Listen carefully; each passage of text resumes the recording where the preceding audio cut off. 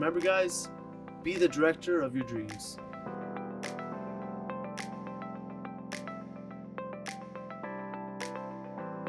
Hey guys, I'm Dave. I'm from the States. I'm a YouTuber here in Korea. I currently have 1.84 million subscribers. I've been living in Korea for 15 years and I love it here. I know I see the goods and the bads, the positives and negatives, and I use my experiences here in Korea to make content and make content about other languages, other countries, and for the Korean audience.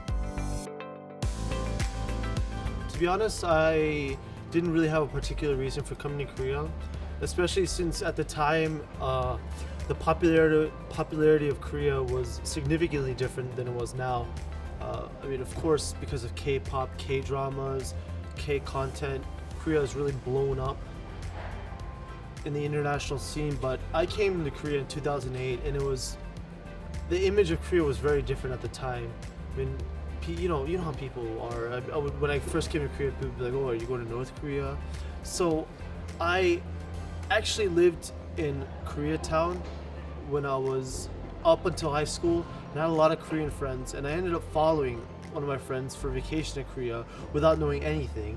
And I guess I saw what other people see now in Korea a long time ago. I was blessed and I had a good opportunity to come to Korea before people really knew how great Korea was, and I guess I just saw that before everybody else. And I was like, wow, this place is actually really cool. The people are cool, the fashion's cool, the culture's cool, the food's great. Why aren't more people coming? And I just caught on a little bit quicker than other people. It's nothing to brag about. I was extremely lucky. The timing was great. And I mean, I stay and I live in Korea for the same reason a lot of people come to Korea now, and because it's an awesome country. When I started, right now I have a lot of international viewers and I have a lot of English comments, but when I started YouTube, or when I started making content, I actually didn't make content that a lot of foreign YouTubers make now.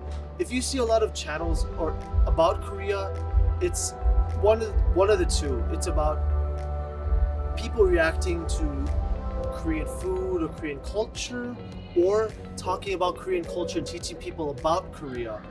But if you look at a lot of my early content, it's funny, I was making content like Koreans make content, as in not like Koreans are this way or Koreans be doing that. It was more like, when we go to the supermarket we do this, or we go to or when I play games this happens, or this. It wasn't about Korea, my content actually. It had nothing to do with Korea. It was actually content about life. But later on, I caught on that my ability to speak Korean and my ability to show Korea to viewers from other countries also brings in more viewers, and it brings in more interest in the channel. So I ended up doing a lot of content about other countries and other cultures and videos about Korea. But initially, that wasn't my original goal. My original goal was just to make funny content for Koreans to laugh at. But I ended up, changing direction of my channel, which to some people, there's a Korean word, 조심 잃었다. So it means that you kind of lost the way, you lost what made you. And yeah, I see that, but at the same time, it also brought a lot more viewers from different areas. So I guess I was more of a funny dude before, and then I became somebody who does fun educational content. And I guess, I don't know, there's goods and bads of the direction I took. But to answer the question, my initial reason for making content was not, to show how great Korea was, because I didn't even realize I've been here for so long, so I didn't even realize how that people had interest in Korea in first place. Here's the thing you have to know. In 2012 and 2013, if I made content about Korea, nobody would care. It was a different time. So right now you make a vlog in Korea and it does really well because people are so interested in Korea. But you have to think back to 2012. If I made a vlog about Korea, people are like, so why would I watch that? Who cares?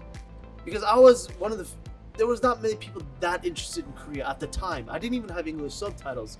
So it was just a very different time. So the beginning of my YouTube career and my YouTube career now it's a very different time period, and there's very different reasons for the content I make.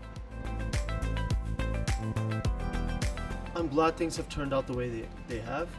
I'm glad that there are people from around the world that also appreciate my content, and I'm happy that Korea has gotten so much attention in the international scene. But at the same time, I do miss being one of the few people who knew about Korea, because it was kind of like, Korea? That's interesting. But now it's just like, oh, Korea? You like K-pop? There's a lot of that kind of I guess when you like Korea, there's also a stigma that goes along with liking Korea. A lot of stereotypes, liking K-pop or liking K-dramas. There's nothing wrong with liking K-pop or K-dramas. I listen to Korean music as well. But I guess I also miss the kind of innocence of liking Korea on my own as well, which is kind of selfish, but at the same time, I do miss making funny content, and Koreans just finding it funny, not because I'm a foreigner, but because the content was silly. But I'm glad I took the path I did take, because in the end, instead of just being a one-hit 30-second video wonder, I ended up creating content that helps people learn language, helps people expose themselves to other cultures, helps people learn more about Korea, helps people learn Korean. So, in all, I'm glad I took the route I did. But everyone always has nostalgia, and I am guilty of missing the old days as well. I mean, I'm older now, so of course we always miss things when we were younger. So yeah. I do have bigger dreams as well. I do want to kind of step back away from the light, and I want to direct more, produce more, create content, short films, short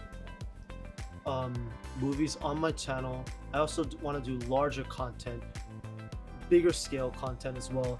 I don't want it all to be about Dave. I want it to be about Dave's creations. Got people like Jin Yong-jin, who make, he in the beginning of his YouTube career, he was the face, but now, he's a director, and he directs his own content. There's things like, Money Game or Kungbom. YouTubers make larger series, and even if they're not the main character of their larger series, they're still there making things. So one day I also want to try making larger scale content. I don't always, now that I've been doing this just so long, I don't always have to be the main character of my own videos. I'd like to give other people the opportunity to be in the limelight, and I also want to be able to produce in the background and direct in the background as well. The trick to YouTube is not about what kind of camera you have, how good you are at editing. It's not about even your ideas. I think the most important thing to succeeding and doing well on YouTube and going the long way on YouTube is consistency. Your first video is going to get 0 views. Just accept that. Your second video is going to get 2 views. Accept that. You're going to see no traffic for a long time. But eventually, if you keep uploading and show consistency, you're going to get the results you want. And be happy with the first 100 subscribers. Be happy with the first 1,000 subscribers. We all start at 0. I started at 0. Every YouTuber you watch has started at 0. We all start at 0. So just be happy with small results. Be consistent. Focus on your ideas more than quality. And I think that's the biggest trick. I think in order, it's 1, consistency, 2, ideas and quality of ideas, and 3, and everything else is just extra details. So be consistent, don't give up. That's as much advice as I can give you. The rest is on you.